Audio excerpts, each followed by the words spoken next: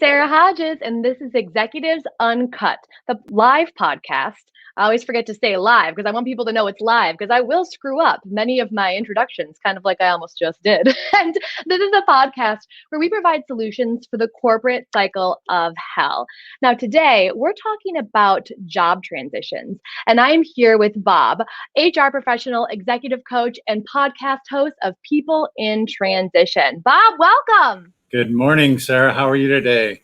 I'm good. And I just realized that I said Bob instead of Bob and your last name because is it Gerst? Gerst?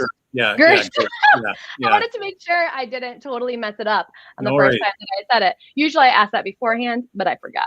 All right. Yeah, no worries. And you have your own podcast, but you edit your podcast, whereas we just let ours be kind of a shit show and just show up how we are. Yeah. Well, this will be a lot of fun. So I'm really looking forward to it. And we both, I think, have a great positive energy, which I think helps life and helps the topic that we're talking about, being in transition. Absolutely. Can you tell us, before we talk about today's topic, a little bit about your podcast? Because I know you just dropped the podcast where I was a guest, right? Yeah. So I think we should do a little shout out so people go check that out too. Yeah. Thank you. It is called, as you said, People in Transition, and we focus in on people, whether they are school to first job, between jobs, job to be an entrepreneur, jobs to retirement, and those kinds of transitions. I try to get people that have themselves gone through transition or have helped people through those stages. We talk about the emotion of it, tips and techniques to be successful at it. Life is all about change and transition, and how do you get comfortable with that, and how do you make that work to your advantage? And so it's not yet a huge following, but every episode is a good one, I think. So I'm real pleased with it, very proud of it, and I. Even though I've done this stuff for about 40 years, I never cease to amaze, what I learn each time. So very excited. Yeah. Awesome. Well, I know that you also are an executive coach. You coach people who are in transition, right? Correct. So, yes. yeah. So what's the number one struggle that you hear, not from your podcast guests, although I guess we could talk about that too, but mostly from your clients who are going through a job transition or a transition, at all in life? Yeah. Change is scary, right? Yeah. And a transition represents change. And so it probably the biggest challenge is that, as I call it, it's the gremlins that are speaking to you in the middle of the night. They tell you, you're too old, you're not smart enough, you're in the wrong location, you don't have the right skills, all of those things. And that whole kind of imposter syndrome sneaks up on you. And you can have, I don't care how many years worth of success in your workspace. And when those gremlins start to speak to you, if you don't have a way to kind of silence them, and actually, I think you can make them be your friend. I've told coaching clients of mine, sometimes you have to even name the gremlins so that you can really make it yours and own it, and make it be a positive for you during that transition. So it's that emotion. That's the number one. That makes so much sense. It makes so much sense because in coaching, I always work too. I don't call it the gremlins. I very eloquently call it the inner a-hole. And it's like the inner a-hole, right? Who's beating you up all the time. And that happens regardless of whether or not you're in a transition. So I imagine it's amped up so much when somebody goes through that change and they're in that unknown and uncertainty. So, so what's the first thing that you say to someone who's, say, just lost their job? Yeah, I think that if it just happened, let's say today, and I get the phone call tonight, and I tell people you need to be kind to yourself, because you're going to need your whole self, your whole positive self, to be effective in your job search. And that may mean for some people, I've been in transition, and for me, I needed to take a few days, regroup, rethink, and then get into the process. Some may need a little bit longer than that, and depends on your economic situation and the Sure. kind of situation that you have. But I think that no matter how long that is, I think that you have to be kind to yourself. That means now's the time. If you haven't been working out before, now's the time you should start working out. If you haven't been eating well, now's the time to start eating well. I know you believe in some people need to drop the kale and eat the Haagen-Dazs. I get it. And for some, that might be the right. Well, not every day, but in yeah, extreme exactly. stress. In extreme stress, thing. it can turn off the HPA axis, which is Yeah, the stress yeah. response. But yeah. On a long-term basis, I think eating Right. well, I think, is important. If you Sure. if you have been potentially over drinking in the past, now's the time to ratchet that down. All of those things that are being kind to you, your body, your mind, so that you can really be focused in on the steps that you need to take to be successful in the transition. I love that you recommend that to people because I imagine that for a lot of your clients, it sounds counterintuitive, right? Like, oh wait, be kind to myself. No, I need to just like kick myself in the ass and like get back on the horse and get a new job. But from my end, what it sounds like you're talking about is self-compassion, which we know from studies on self-compassion that it paradoxically increases resilience No and question. motivation, right? So Yeah, no question in terms of that. I guess my second, if I could have a second suggestion to them is that I think transition, even though very scary, and I'm not trying to minimize that whatsoever, I think that it represents a great opportunity to learn something about yourself, learn something about what you're interested in, potentially learn new skills. And I do think that that opportunity in terms of the next chapter in your work life needs to be something that that you acknowledge, and because I think that will help you in that getting excited and focusing in on the positive that this event brings to you. Does that make sense to you? absolutely, because in other words, it's like remain curious, of like what could be even better that's in store for me. Yeah, it doesn't mean that your last job was bad. Mm-hmm. It just means that again, the next chapter can really hold more growth, more earning potential, new people that you're working with, new skills that you're going to acquire, and those are all good for your life. So that would be my second. I love it. So besides shifting mindset to focus more on opportunity and self-kindness, what other tactical strategies do you recommend to find a new job? Well, I think that's a really important question, and too many people, I think, go into the transition and just start, throwing out resumes everywhere and answering any ad and being on every job board possible. And I would say that kind of the steps that you need to take. First of all, you need to, as I said before, you need to kind of regroup, think about yourself.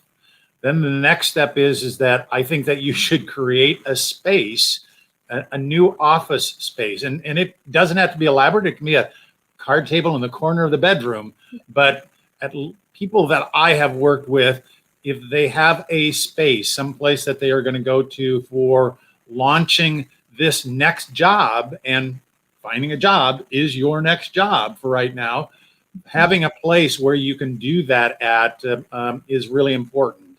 And then the next step is to sit down and really think about what is it that you want to do next. What are the the kind of skills you want to be able to use? What's the size of the company? Maybe the geography of that company. What is the culture that you're going to be looking for? And you create almost an avatar of a company. Yeah. The reason why that's important is that if you start just blasting resumes, it's like the lottery. You might win, but you're going to really expend a lot of energy and get very few responses. I've coached people both on my executive coaching as well as in the People in Transition podcast, and some of them have sent out hundreds of resumes, and their first response is, "There's just no jobs out there whatsoever. I've sent out hundreds of resumes and no response to that." And if you really then get them to kind of come back and say, "Well, are you really sorry that that 7-Eleven didn't respond to you? Is that where you really want to be at in terms of and when they really kind of answer that truthfully for themselves, no, that's not where they want to be at. They don't want to be in retail whatsoever. They want to be in the legal profession, let's say, or something like that. Well, understand that about yourself, get real clear, and based on that, I think that you can create a much more targeted search process. Does that all make sense? Yeah, those are all great strategies, very tactical, good strategies. And I love the idea of creating an environment for yourself so you can go do the work to get some work, That's awesome. Can I add something that I've brought into coaching as well that might be helpful to our listeners? And you can tell me what you think about this, but I always recommend to clients who are in transition to pay attention to how they want to feel in their new job, to think about like what sensations, what feelings, what emotions do you want to experience walking into it every day? What kind of relationships with other people do you want to have? So it's kind of like, it's almost like applying mindset, like tactical solutions to mindset. You know what I mean? So it's like, how do you want to feel? How do you want to shift your mind? How do you want to shift the way that you feel about going to work? And I think that can really guide them on what to look for and can help them realize, oh, I actually don't want, to feel the stress of having to sell. I want to feel, the relaxation of, I don't know, administrative work or whatever it may be for that person. And also to know your values, right? Like people don't know what their values are. Maybe one of your values is connection. And so you really need to be in an environment where you have a lot of connection. So, and I think that overlaps, right, with what you were saying about how this is an opportunity to get to know yourself and what you like. But there are great downloads. Actually, you can reach out to us at Hodges Coaching, and we have a values worksheet that we're happy to give away like candy. What do you think about those?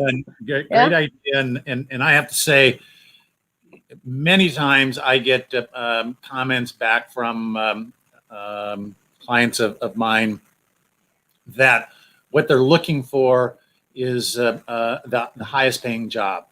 Mm-hmm. And I have to tell you, in my career, I have had positions where I earned lots of money and was absolutely miserable in terms of doing it. Mm-hmm. And I'm as much of a capitalist as anyone. And so, I enjoy making money as well. But if you are in the wrong environment, I have learned personally, and I've coached so many people through this, there is just not enough money to neutralize that potential toxic environment, the toxic people, and what you're doing. There's just not enough money to buy you off in terms of that. Yeah, I mean, like bringing it full circle to the purpose of our podcast, right? It's like, how much money did someone need to pay you to live in the corporate cycle of hell? Like, you're still in hell, How much money would you take for that? Most people would be like, not, there isn't enough money in the world, because that sucks having to live in that every day. Yep, for sure. Well, what's your favorite success story as a coach? I imagine you have so many.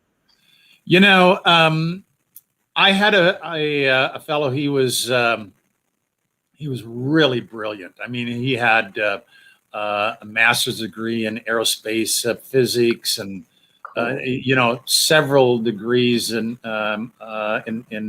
mechanical engineering and different things. Just a brilliant, brilliant guy.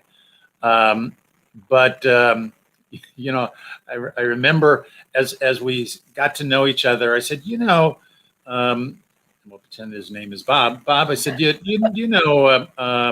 help map for me kind of what a typical day, typical week might be. And as he was describing that, he was basically, kind of staying up until 2 or 3 in the morning. He was a big gamer and doing game theory kind of things. Got up about noon, 1 o'clock. Went on some job boards for maybe an hour and a half, maybe 2 hours on a really busy day, and then starting up, kind of again, on his computers at 6, and was totally blown away that that companies were not coming to him because he was such a brilliant guy in terms of that. And so we kind of shifted, his thinking, that he was really not so different than any other brand. He was a brand Bob, and he had to think about how do you market that brand Bob to put yourself in the best position possible, so that those companies that he thought should be seeking him out, but rather he needed to seek them out. And get connected with them, and I have to say, that he did that, and he now works for NASA. Wow! And it was really very exciting, to help him. And here was a really bright guy, but he just didn't know how to, kind of take the steps necessary. And so I really felt very, very good in terms of that. That is a great success story. Any success story you can end with, he now works for NASA. Yeah, It's a good success story. Yeah. That's awesome. Yeah, well, yeah. This is so How about great. You? What's your favorite one? I had a client who was really struggling with it, and this is a success story for jobs in transition. Because I have, success stories for other areas, sure. or being in transition. So I had a client who hired me to coach him because he was having a difficult time with the culture at his organization. And the next day he was fired. And I was like, oh man. So I gave him a deal. We worked it out, and I'm like, all right, well, let's work on getting you a new job. I would say about 6 months went by. It was a really, really rough time. His car broke down. He had to do a trade with the mechanic because his basement flooded. Girlfriend broke up and moved away. I mean, it was like the story of Job for this poor guy, right? Like he was having a rough time, and he was so over prepared for interviews that he would go in and be very robotic, just trying to answer all of the questions exactly. And we talked a lot about what I mentioned earlier, which is how do you want to feel in the job? What kind of values do you want to match? And I said, to show up for that interview exactly how you are going to show up every single day when you go to work, because really building a rapport is like, if you build a rapport in that interview that is inauthentic, then they have that expectation that you're going to show up that way every day. And if you don't, because you can't, because it's not real, it's going to you're letting them down, right? And everyone's going to be disappointed. Yeah. And so he went into the interviews. He started being less robotic, even a little bit less prepared in terms of how to answer the questions properly, and just let it roll. He worked on being more succinct. He ended up getting an amazing job and in sales. And then we worked on doing the same thing for sales. So he was less robotic and he was more authentic. That's really cool.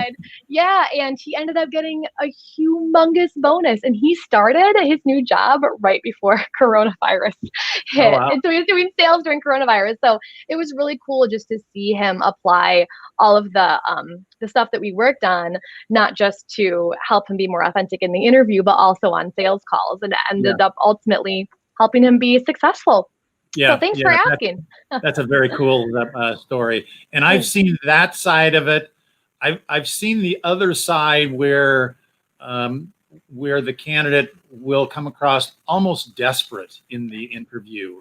I think that's what was happening. And I understand, again, needing to have a job and an income and so forth. But good recruiters, can sense that both sides of that you're being too fake or you're being desperate in terms of that.